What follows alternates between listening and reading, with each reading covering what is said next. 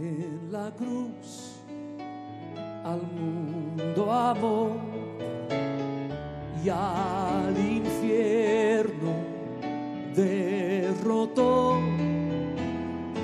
Nadie allí de veras vio que aquel Cordero era Dios. Al Cordero gloria, de su amor la historia, fuente de la redención.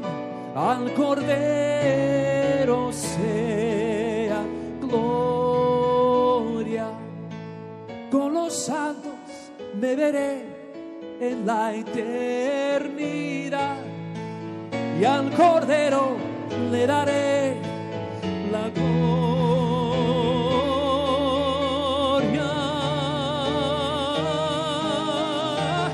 Al Cordero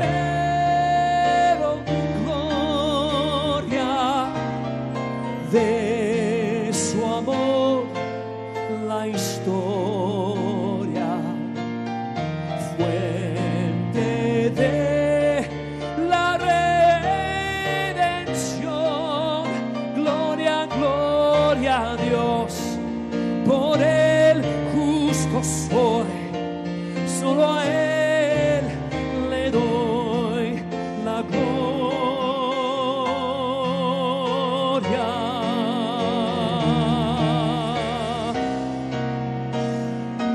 Gloria. Bien, hoy tenemos a nuestro hermano pastor Rubén Paipilla. Él es el pastor de la iglesia Torre Fuerte, en La Estrella. Querido pastor, pase por acá, por favor. Él nos va a estar compartiendo la palabra del Señor en esta mañana. No solo es un pastor, sino que también somos grandes amigos, compañeros de ministerio. Qué bendición tenerle en esta mañana, hermano. Entonces vamos a recibirle con un fuerte aplauso. Así que gracias al Señor por la vida del hermano. Qué bendición. Sé que es un... yo siempre digo que yo tengo predicadores favoritos y él es uno. Así que el Señor lo bendiga, hermano, y gracias. Bien, él estará compartiendo la palabra. Buenos días, hermanos. Bendiciones. A coger este.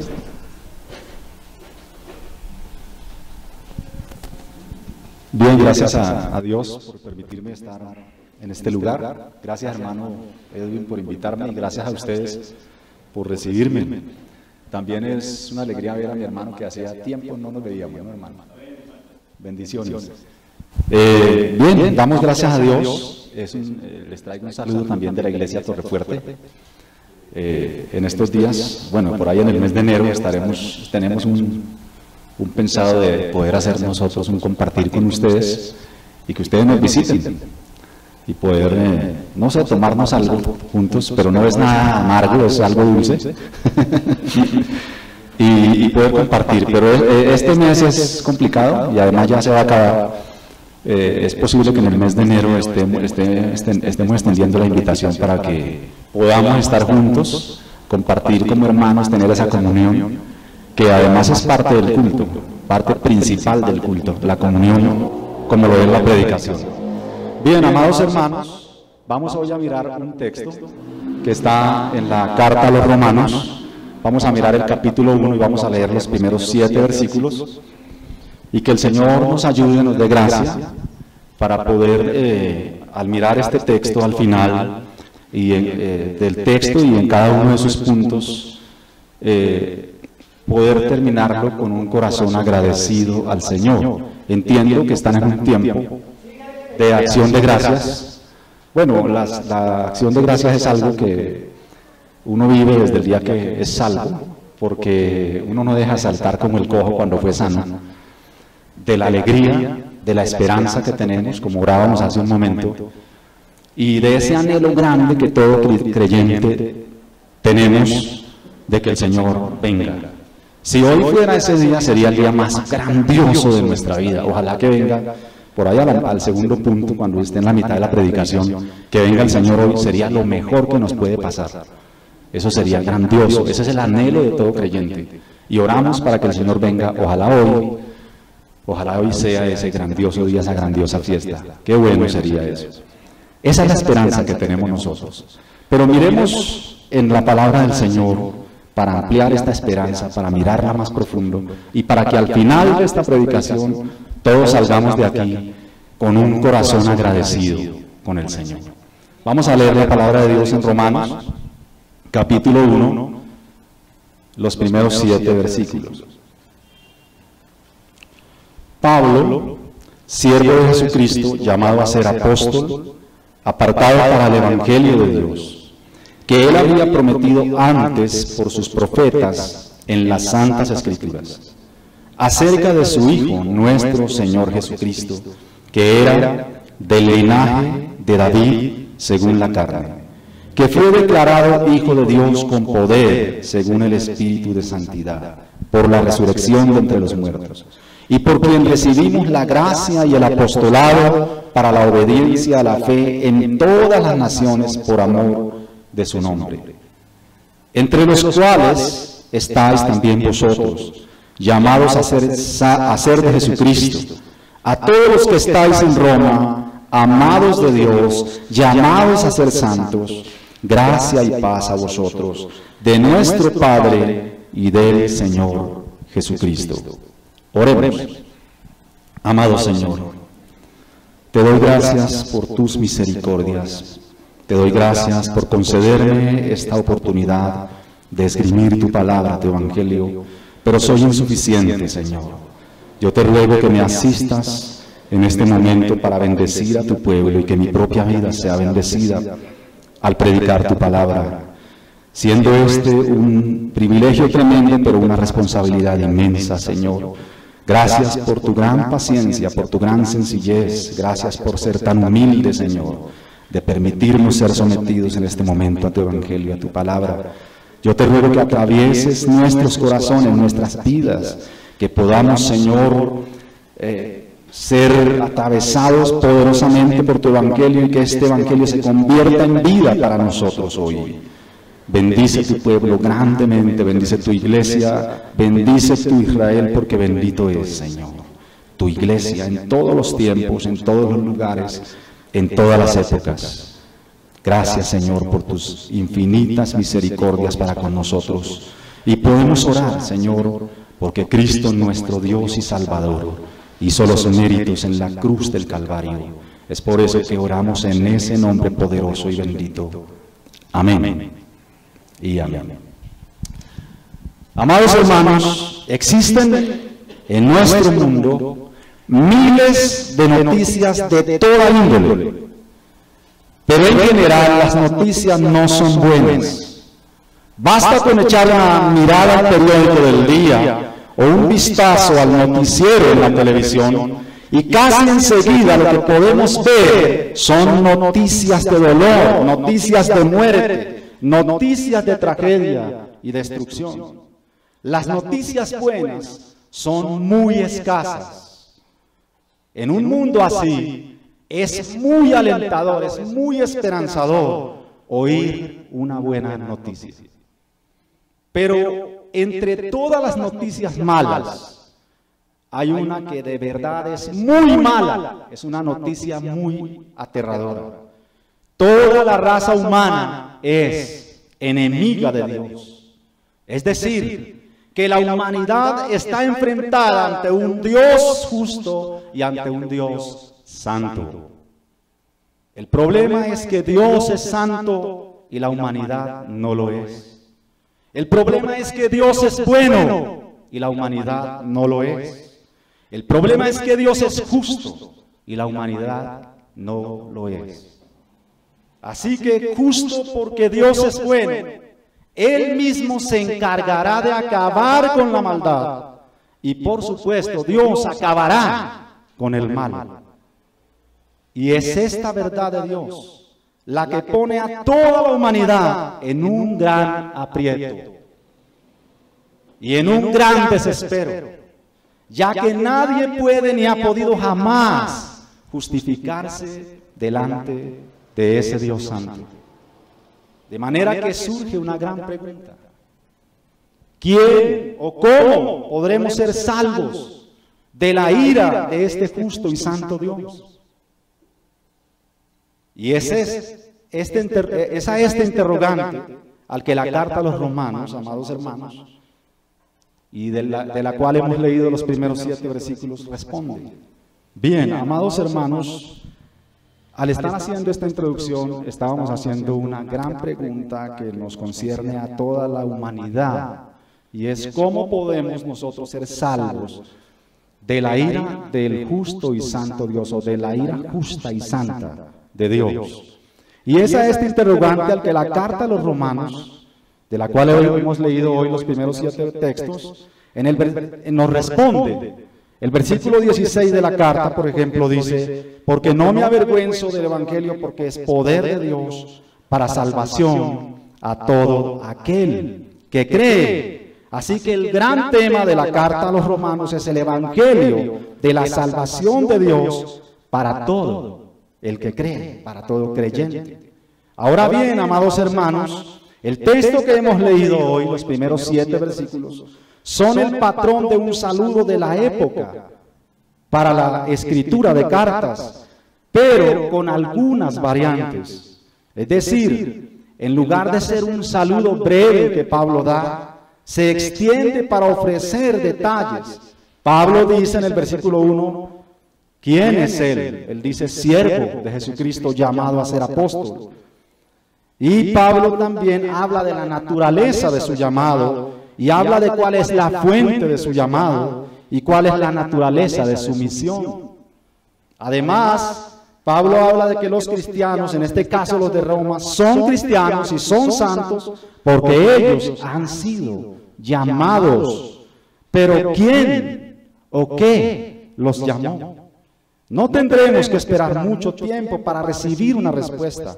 Nuestro texto responde inmediatamente a esta pregunta. Y es precisamente esta respuesta la que me ofrece a mí una razón poderosa y suficiente para titular este sermón: el Evangelio de Dios. El Evangelio de Dios. 4 puntos vamos a mirar hoy en nuestro texto. El Evangelio prometido, que lo podemos ver en los versículos 1 y 2. Y nuestro segundo punto, el Evangelio revelado, que lo podemos ver en los versículos 3 y 4. Nuestro tercer punto, el efecto del Evangelio, que lo podemos ver en la primera línea del versículo 5. Y nuestro cuarto punto, el alcance del Evangelio, que podemos verlo en la segunda línea del versículo 5 y hasta el final del versículo 7. Vamos entonces, amados hermanos, a mirar de manera tranquila y atenta nuestros puntos. Miremos nuestro segundo punto y quiero pedirles que miren ahí en sus copias los primeros 2 versículos. Dice la palabra del Señor: Pablo, siervo de Jesucristo, llamado a ser apóstol, apartado para el Evangelio de Dios, que él había prometido antes por sus profetas en las santas escrituras. Nuestro punto, el Evangelio prometido, y nuestro título, el Evangelio de Dios, que está en una línea del primer versículo. El lugar seguro, amados hermanos, de la promesa de Dios o de las promesas de Dios son las escrituras. No hay otra fuente tan confiable como ellas. Sus profetas hablaron y escribieron acerca de esta promesa del Evangelio, de la promesa de un Mesías libertador. De manera que fueron estos profetas que anunciaron vivamente, tanto con su mensaje como con sus vidas, el Evangelio Santo de Dios. Y esto es lo que podemos leer, amados hermanos, en el Antiguo Testamento. Miremos algunos versículos. Isaías 7:14, por ejemplo. Por tanto el Señor mismo os dará señal. He aquí que la Virgen concebirá y dará a luz un hijo y llamará su nombre Emmanuel. Porque un niño nos es nacido, hijo nos es dado, y el principado sobre su hombro, y se llamará su nombre admirable, consejero, Dios fuerte, Padre eterno, príncipe de paz. Y en Miqueas 5:2, pero tú, Belén Éfrata, pequeña para estar entre las familias de Judá, de ti me saldrá el que será Señor en Israel, y sus salidas son desde el principio, desde los días de la eternidad. Zacarías 9:9, alégrate mucho, hija de Sión, da voces de júbilo, hija de Jerusalén. He aquí tu rey vendrá a ti, justo y salvador, humilde y cabalgando sobre un asno, sobre un pollino, hijo de asna. Esta, amados hermanos, es la promesa de Dios anunciada, y son las Escrituras las que nos cuentan de los hombres antiguos que esperaron ver esta promesa de Dios cumplida en sus vidas. Ellos vivieron y pusieron toda su esperanza en esa promesa, mas nunca la vieron. Esto es lo que podemos leer en Hebreos 11:39 al 40. Y todos estos, aunque alcanzaron buen testimonio mediante la fe, no recibieron, proyectando Dios alguna cosa mejor para nosotros, para que no fuesen ellos perfeccionados aparte de nosotros. Ahora bien, ¿qué es esta cosa mejor que Dios proyectó? En 1 Corintios 10:4 la leemos. Y todos bebieron la misma bebida espiritual, porque bebían de la roca espiritual que los seguía, y la roca era Cristo. Así que tenemos por seguro, amados hermanos, que esto mejor que Dios ha proyectado para cumplir su promesa fue Cristo mismo, quien fue claramente prometido en el Antiguo Testamento. Y justo esto, hermanos, nos lleva a nuestro segundo punto: el Evangelio revelado, o Cristo revelado. Miremos, hermanos amados, los versículos 3 y 4. Acerca de su Hijo, nuestro Señor Jesucristo, que era del linaje de David según la carne, que fue declarado Hijo de Dios con poder según el Espíritu de santidad por la resurrección de entre los muertos. Pablo ha dicho que él había sido apartado para el Evangelio y ahora va a decirnos de qué se trata este Evangelio, esto mejor que Dios prometió o que Dios proyectó. Antes, este Evangelio había sido prometido, pero ahora es revelado. Ha llegado el tiempo y el momento para que la humanidad conozca el Evangelio con todo su brillo, con todo su esplendor. Y yo quiero preguntar, ¿quién es o qué es el Evangelio? Cristo. Cristo. ¿Por qué tienen dudas?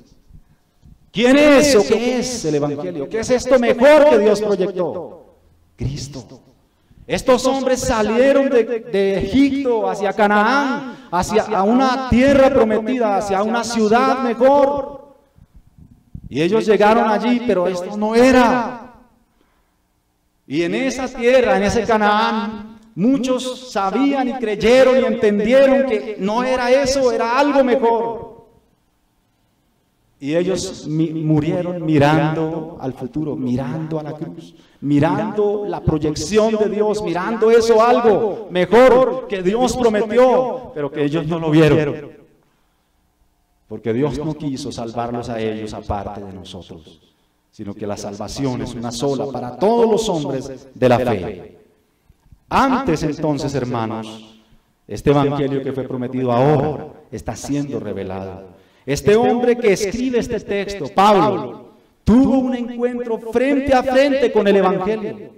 Y su luz refulgente, poderosa, brillante, literalmente, lo dejó ciego. Literalmente afectó sus ojos. Este hombre estuvo 3 días ciego.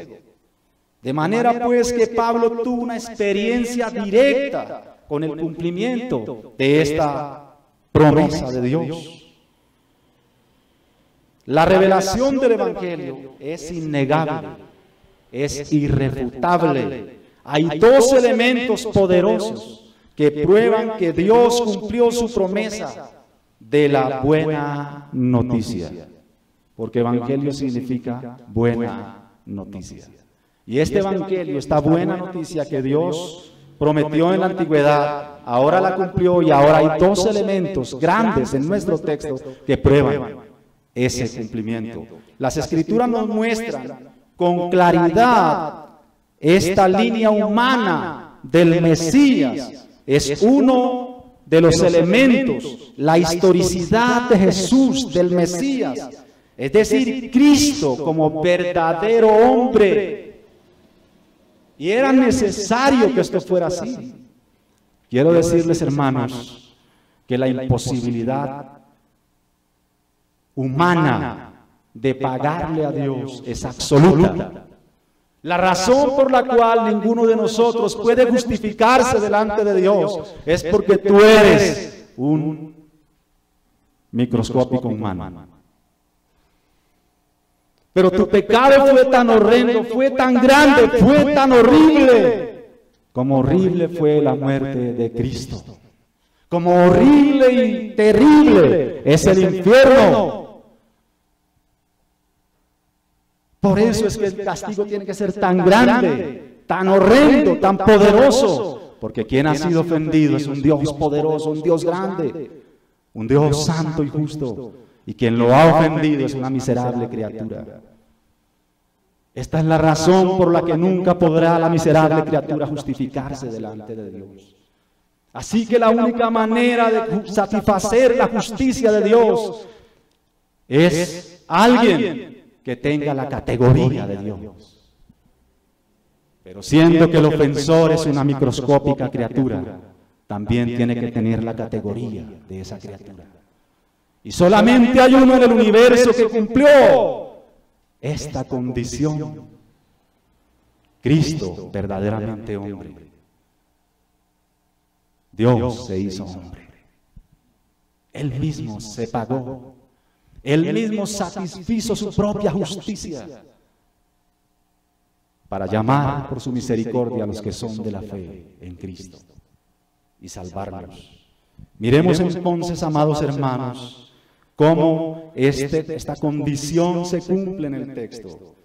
Dice nuestro texto en el versículo 3 acerca de su Hijo, nuestro Señor Jesucristo, que era del linaje de David según la carne. Las Escrituras nos muestran entonces con claridad esta humanidad de Cristo. En Isaías 11, 1 al 5 leemos: saldrá una vara del tronco de Isaí, y un vástago retoñará de sus raíces, y reposará sobre él el espíritu de Jehová, espíritu de sabiduría y de inteligencia, espíritu de consejo y de poder, espíritu de conocimiento y de temor de Jehová. Y le hará entender diligentemente en el temor de Jehová. No juzgará según la vista de sus ojos, ni arguirá por lo que oigan sus oídos, sino que juzgará con justicia a los pobres y arguirá con equidad por los mansos de la tierra. Y herirá la tierra con la vara de su boca, y con el espíritu de sus labios matará al impío. Y será la justicia cinto de sus lomos y la fidelidad ceñidor de su cintura. Y ahora Mateo 1:1. Libro de la genealogía de Jesucristo, hijo de David, hijo de Abraham. Mateo 12:23. Y toda la gente estaba atónita y decía: ¿será este aquel hijo de David? Y en el 15:22, y he aquí una mujer cananea que había salido a aquella región clamaba diciendo: Señor, hijo de David, ten misericordia de mí. Mi hija es gravemente atormentada por un demonio. Y luego en el 21:9, y la gente que iba delante y la que iba detrás aclamaba diciendo: Hosana al Hijo de David, bendito el que viene en el nombre del Señor, Hosana en las alturas. No fue una sola persona, no fueron unos pocos hombres, fue todo un pueblo entero extendiendo sus ramas y diciendo: Hosana al Hijo de David, reconociéndolo como el que venía de la simiente de David, como dice nuestro texto, y reconociendo que era un hombre, perfectamente hombre, completa y absolutamente un hombre. Así que no hay duda, Cristo es descendiente directo del rey David según la carne. como lo dice nuestro texto.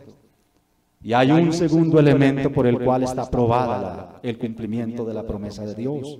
Y este segundo elemento es la divinidad de este Mesías. Este Cristo, este descendiente de David es Dios mismo. Cristo es verdaderamente Dios. Dice nuestro versículo 4, que fue declarado Hijo de Dios con poder, según el Espíritu de Santidad, por la resurrección de entre los muertos. La resurrección de Cristo es la credencial, es la prueba irrefutable de que Él verdaderamente es el Hijo de Dios. Además, este hecho histórico tampoco se puede negar. Fueron muchas las personas que lo vieron resucitado. Muchas las personas que lo vieron al mismo tiempo, no fue una por una, fueron todas a la vez que lo vieron resucitado. En 1 Corintios 15, 3 al 8 leemos esto. Porque primeramente os he enseñado lo que asimismo recibí, que Cristo murió por nuestros pecados conforme a las Escrituras, y que fue sepultado y que resucitó al tercer día conforme a las Escrituras, y que apareció a Cefas y después a los 12, después apareció a más de 500 hermanos a la vez, de los cuales muchos viven aún cuando se escribió este texto, y otros ya habían muerto, otros ya duermen. Después apareció a Jacobo, después a todos los apóstoles, y al último de todos, como a un abortivo, dice Pablo, me apareció a mí. De manera pues, amados hermanos, que este hecho es un hecho irrefutable y quizá una de las pruebas más poderosas que hay, es que todos estos hombres apóstoles de Dios estuvieron dispuestos a ir al suplicio, sosteniendo esta verdad. Cristo, el que vosotros matasteis y crucificasteis, Dios lo ha resucitado y le ha hecho Señor y Cristo. Solamente un loco, solamente un demente, solamente un retrasado puede entregar su vida al suplicio por una mentira. Pero todos estos hombres murieron de manera horrenda, de manera violenta, para sostener que Cristo había resucitado. Y fueron no solamente 12, sino toda esta iglesia primitiva que fue perseguida cruelmente porque vieron a estos 500, lo vieron resucitados. Fueron más de 500, dice el texto. Aquí está entonces el otro elemento, hermanos, con el que Dios mismo está probándole a la humanidad que Él ha cumplido su promesa de entregar el Evangelio de Dios. Recuerden nuestro título, el Evangelio de Dios. Cristo es el Evangelio. Cristo es la promesa de Dios cumplida. Cristo es la esperanza de salvación. Cristo es la reconciliación misma. Recuerden la introducción. El gran problema de la humanidad es que somos enemigos de Dios, que hemos quebrado su ley, que hemos insultado su santidad. Pero Dios en Cristo nos ha reconciliado. De manera pues, hermanos, que allí tenemos el Evangelio de Dios revelado, enviando a su propio Hijo para librarnos del poder, del pecado y del juicio perentorio, inminente, que viene contra el pecador. Porque Dios, que es un juez justo, está airado continuamente contra el pecador. Entonces, amados hermanos, dice las Escrituras: pero cuando vino el cumplimiento del tiempo de Dios, Dios envió a su Hijo, nacido de mujer y nacido bajo la ley, para que redimiese a los que estaban bajo la ley, a fin de que recibiésemos la adopción de hijos. Eso está en Gálatas 4. Entonces podemos concluir que la revelación del Evangelio que había sido prometido a los antiguos es Cristo mismo. Ahora, esta revelación del Evangelio tiene un impacto poderoso, en la humanidad. Y justo esto, hermanos, nos lleva a nuestro tercer punto: el impacto o el efecto del Evangelio. Miren la primera línea de su versículo 5. y por quien recibimos la gracia y el apostolado para la obediencia a la fe. Y por quien recibimos la gracia y el apostolado para la obediencia a la fe. Creer en el Evangelio, hermanos, no es una obra humana. Nuestro texto dice que es una gracia que Dios concede al hombre, y lo mismo dice en cuanto a la obediencia del Evangelio. El hombre está totalmente incapacitado para creer y para obedecer. Pablo más adelante va a decirnos en el 8, 7 al 8, por cuanto los designios de la carne son enemistad contra Dios, porque no se sujetan a la ley de Dios, ni tampoco pueden. Y los que viven según la carne no pueden agradar a Dios.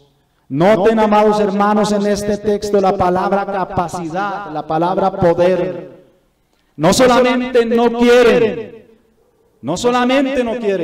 sino que no pueden agradar a Dios. Porque sin fe es imposible agradar a Dios. Este justamente es el efecto que trae el Evangelio. Porque la fe viene por el oír. Noten, hermanos, este efecto. Es decir, el Evangelio produce fe y luego produce obediencia. Las obras de justicia preparadas de antemano por Dios, para que aquellos que son de la fe vivamos en ellas. Así que la fe viene por el oír el Evangelio de Dios. Y las obras son un fruto del Espíritu Santo en el creyente. Son una señal que hemos sido resucitados con Cristo. Ninguno que practique buenas obras en Cristo Jesús las hará, nunca como producto de su esfuerzo y nunca como un alcance de la salvación, sino que las obras que se practican en Cristo son un fruto de la fe, son un fruto del Espíritu Santo, son una gracia concedida al creyente para vivir en santidad. En Romanos 10:17 leemos: así que la fe es por el oír, y el oír por la palabra de Dios. Y en Efesios 2:8 al 10, porque por gracia sois salvos por medio de la fe, y esto no de vosotros, pues es don de Dios, no por obras para que nadie se gloríe. Porque somos hechura suya, creados en Cristo Jesús para buenas obras, las cuales, esas buenas obras, Dios preparó de antemano para que anduviésemos en ellas. Ahora bien, amados hermanos, ¿quiénes son estos a quienes ha alcanzado el Evangelio? ¿Es acaso el Evangelio para nuestro tiempo? ¿Es acaso el Evangelio para nuestros días? ¿Es acaso el Evangelio para nosotros? ¿Es acaso el Evangelio para ti? ¿Es el Evangelio para ti? Esta pregunta, hermano, nos lleva directamente a nuestro cuarto punto: el alcance del Evangelio. Quiero que miren en sus copias, hermanos, la segunda línea del versículo 5 hasta el final, versículo 7, hasta el final de nuestro pasaje. Dice la palabra del Señor: en todas las naciones por amor de su nombre, entre las cuales estáis también vosotros, llamados a ser de Jesucristo. A todos los que estáis en Roma, amados de Dios, llamados a ser santos, gracia y paz a vosotros, de Dios nuestro Padre y del Señor Jesucristo. Cuando Cristo estaba reunido con sus discípulos, después de resucitar, les dijo que serían llenos del Espíritu Santo y que luego serían testigos de su resurrección, comenzando desde Jerusalén y hasta lo último de la tierra. Luego, lo que vemos es el avance del Evangelio en el libro de los Hechos, de manera exponencial, hasta llegar a Roma, lo que podría significar en ese momento un primer cumplimiento del mandato del Señor. La idea en nuestro texto es que el Evangelio de Dios es para todos. ¿Para quién es este Evangelio entonces? Para todas las naciones, para todos los tiempos, para todas las culturas, para todas las épocas, para todos los estratos sociales.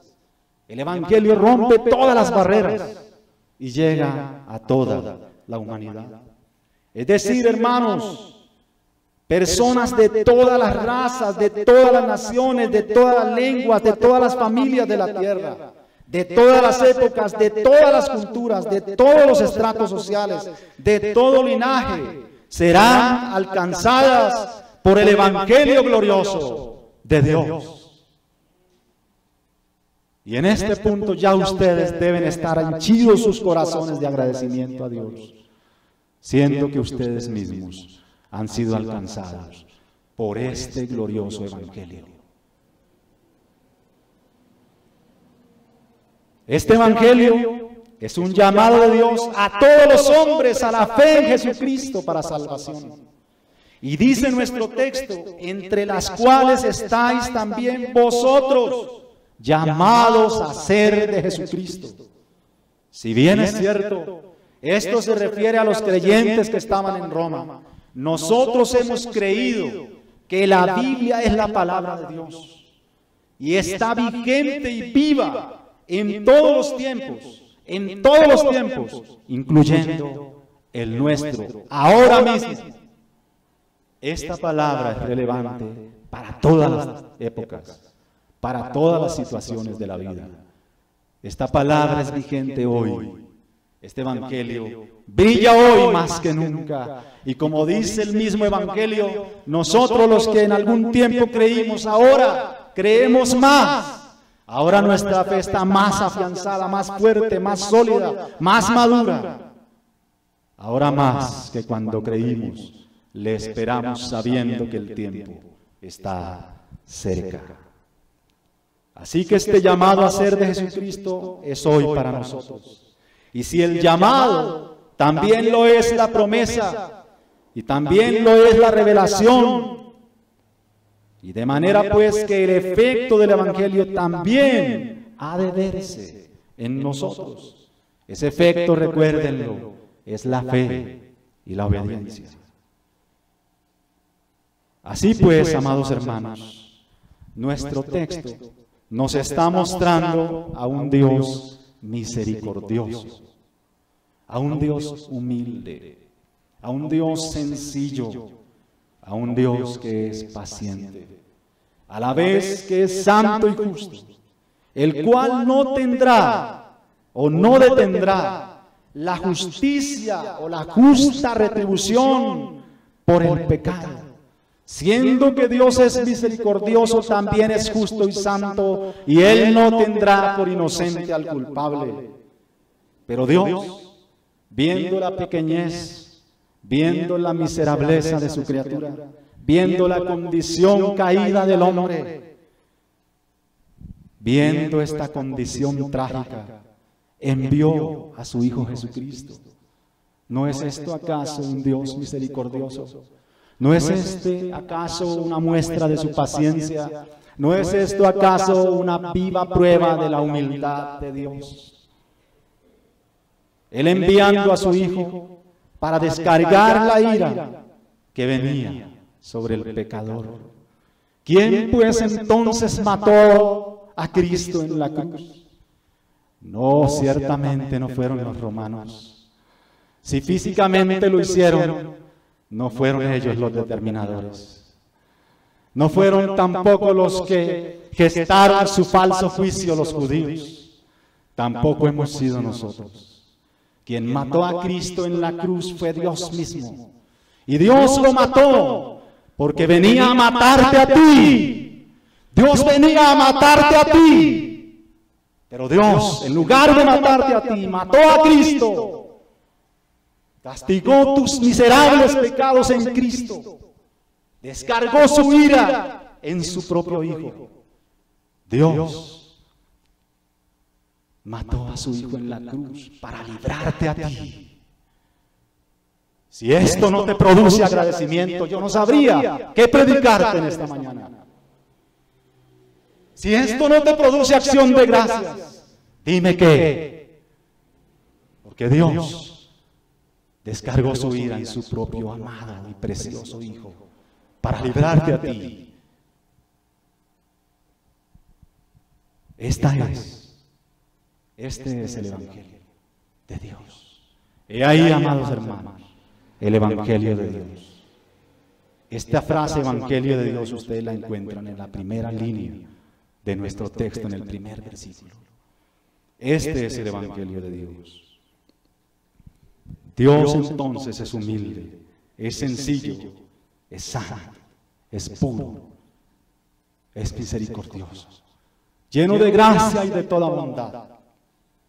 Y Dios ve la condición de la criatura y envía a su Hijo para descargar su ira que venía sobre el pecador. Dios nos ha librado de su ira. Dios mató a su Hijo para librarnos de Él. Hemos sido librados de Dios. Hemos sido librados por Dios. Y hemos sido librados para Dios. Qué misericordia, qué amor, qué gracia, qué grandeza del Evangelio Santo de Dios. Qué profundidad, qué sencillez, qué simpleza, pero qué complejidad es el Evangelio Santo de Cristo. He ahí entonces, amados hermanos, el brillo de nuestro texto. Cristo mismo es la promesa de libertad. Cristo mismo es la promesa de salvación para el mundo. Concluimos entonces que este Evangelio de Dios ha de ser pregonado por todos los creyentes a toda persona, sin distinción alguna. Y finalmente, amados hermanos, al mirar nuestro texto, podemos ver claramente que este texto es un llamado profundo al pecador. Escúchame bien, escúchame bien. Lo que sigue después de este párrafo que hemos leído es un prontuario de cargos, es una denuncia pública de la maldad de todo hombre, entre los cuales tú estás. Se te están formulando los cargos por los cuales vas a ser condenado. Y la única manera de escapar a la justicia, a la retribución que Dios traerá sobre todo pecador, es por la fe en su promesa del Evangelio, es por la fe en Cristo. Por tanto, debes hoy humillarte ante Él. Debes reconocer que eres pecador. Debes suplicar la gracia infinita de Dios y su misericordia y perdón. Debes confesar tus pecados hoy. Pecador, dóblate ante la cruz de Cristo, te lo suplico. Dóblate hoy ante Cristo y reconoce que eres un miserable pecador. Y suplica su gracia, suplica su perdón, suplica su misericordia. Mira, pecador, si tú lo haces con todo tu corazón, si esto haces con todas tus fuerzas, tú serás salvado. Vamos a orar. Amado Señor, qué grandeza hay en tu Evangelio, qué gracia, qué sublime perdón y qué sublime justicia tú cumpliste en la cruz. Cuánto amor derrochaste, cuánta gracia has provisto, Señor. Cuánta misericordia diste para no matarnos, para no destruirnos, como ciertamente destruirás al malo. Pero salvarás a los que han creído en Cristo, a los que han recibido esta salvación. Esta ira tuya justa y santa que venía contra nosotros ha sido descargada en la humanidad de Cristo, en todo su ser. Y Él pagó, siendo inocente, cargando a nuestra cuenta su justicia, presentándonos justos delante de ti, oh Dios, para brindarnos esta salvación eterna.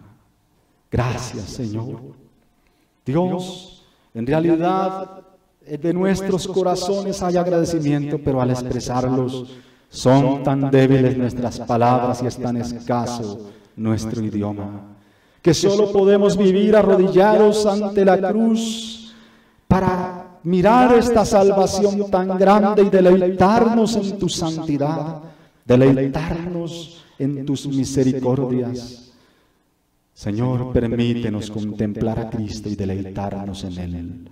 Hallar deleite y disfrute en tu presencia, en la cual hay plenitud de gozo y delicias a tu diestra. y esto para siempre.